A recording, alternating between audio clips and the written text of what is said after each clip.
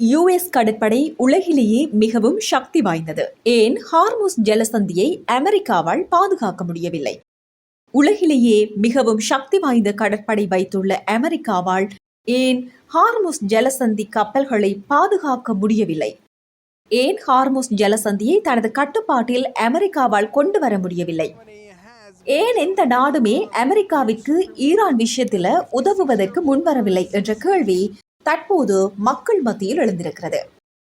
ஆனால் இதற்கு காரணம் அந்த இடத்தின் புவியியல் அமைப்பும் ஈரான் நடத்தும் போர் முறையும் தான் காரணம். அமெரிக்க கடற்படை உலகிலேயே மிகவும் வலிமையானது என்பதில் யாருக்கும் சந்தேகமில்லை. ஆனால் ஹார்முஸ் ஜலசந்தியை முழுமையாக பாதுகாப்பதில் உள்ள சிக்கல் என்பது இராணுவ பலத்தை பொறுத்தது அல்ல. அது அந்த இடத்தின் புவியியல் அமைப்பு மற்றும் போர்வியூகம் சார்ந்தது ஆகும். ஒரு சின்ன நாடுதான் ஈரான். ஆனால் ஈரானை தாக்கி அழிக்க முடியாததற்கு காரணம் அதற்கு இயற்கையாகவே அமைந்துள்ள பாதுகாப்பு தான்.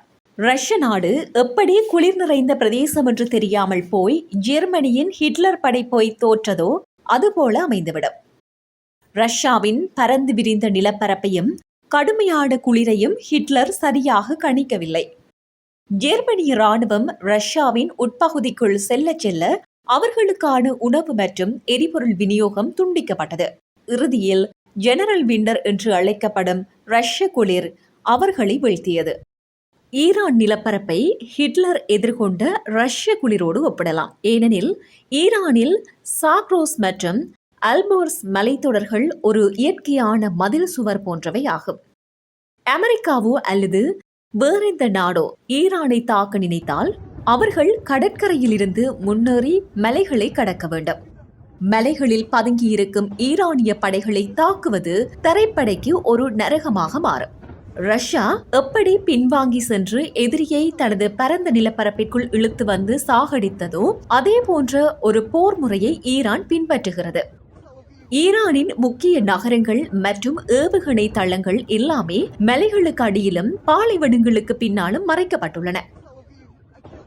எதிரி நாட்டு ராணுவம் உள்ளே நுழைய முயன்றால் அவர்கள் எங்கே நிற்கின்றார்கள் என்றே தெரியாத ஈரானிய குழுக்களிடம் சிக்கி சின்னாபின்னம் ஆகிவிடுவார்கள்.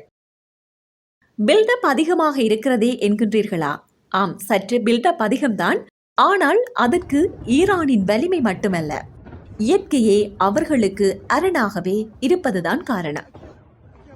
ஈரான் மொத்தமாக 7 நாடுகளுடன் தனது நில எல்லைகளை பகிர்ந்து கொள்கிறது. மேற்கில் ஈராக் மற்றும் துருக்கி ஆகிய நாடுகளை எல்லையாக கொண்டுள்ளது.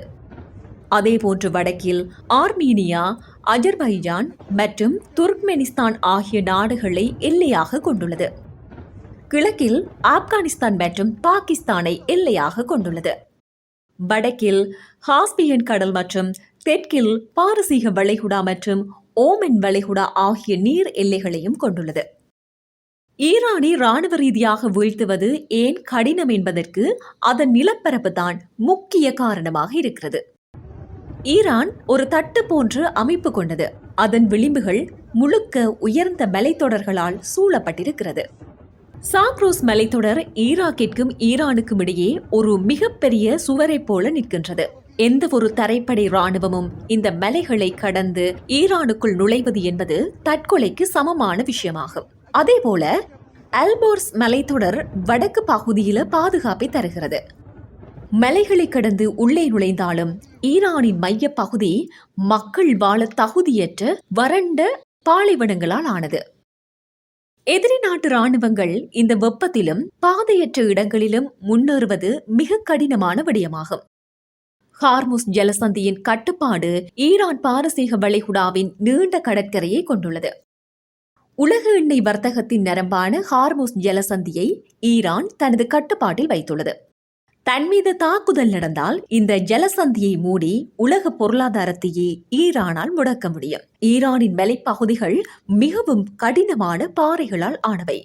ஈரான் தனது ஏவுகணைகள் மற்றும் அணுசக்தி மையங்களை இந்த மலைகளுக்கு அடியில் ஆழமான சுரங்கங்களில் மறைத்து வைத்துள்ளது.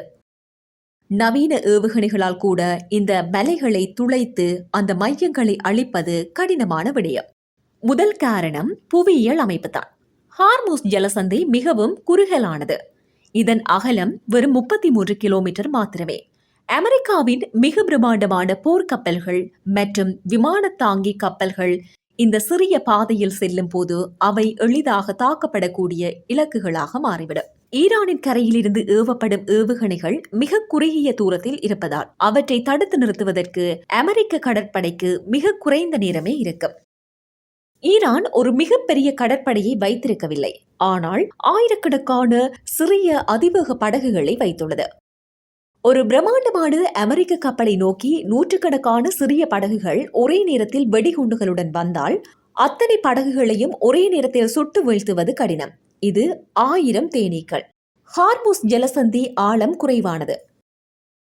ஈரான் மிக எளிதாக இதில் ஆயிரக்கணக்கான கடல் கன்னிவெடிகளை தூவிவிட முடியும். அமெரிக்க கடற்படை எவ்வளவு நவீனமானது என்றாலும் கூட இந்த கன்னிவெடிகளை ஒவ்வொன்றாக கண்டுபிடித்து அகற்றுவது மிக நீண்ட காலமாகும். அதுவரை உலக எண்ணெய் வர்த்தகம் முழுமையாக ஸ்தம்பிதம் அடைந்துவிடும். ஈரான் தனது மலைப்பகுதிகளில் மறைத்து வைத்துள்ள கடல்சார் ஏவுகணைகள் மிகப்பெரிய அச்சுறுத்தல். அமெரிக்க கப்பல்கள் ஜலசந்திக்குள் நுழையும் போது ஈரானிய நிலப்பரப்பில் இருந்து ஏவப்படும் ஏவுகணைகளை எதிர்கொள்வது தொழில்நுட்ப ரீதியாக மிகப்பெரிய சவாலான விஷயம்.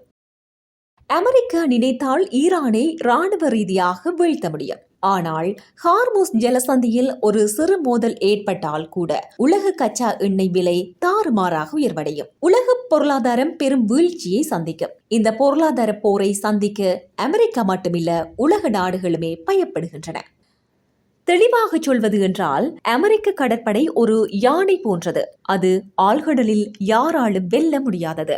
ஆனால் ஹார்முஸ் ஜலசந்தி என்பது ஒரு குறுகிய சந்து. அந்த சந்திற்குள் ஈரான் ஒரு தேள் போல மறைந்திருந்து தாக்கக்கூடிய நிலையில் இருக்கிறது. பலத்தை விட அந்த இடத்தின் சூழல் ஈரானுக்கு சாதகமாக இருப்பதால் அமெரிக்காவால் அங்கே முழுமையான கட்டுப்பாட்டை செலுத்த முடியவில்லை.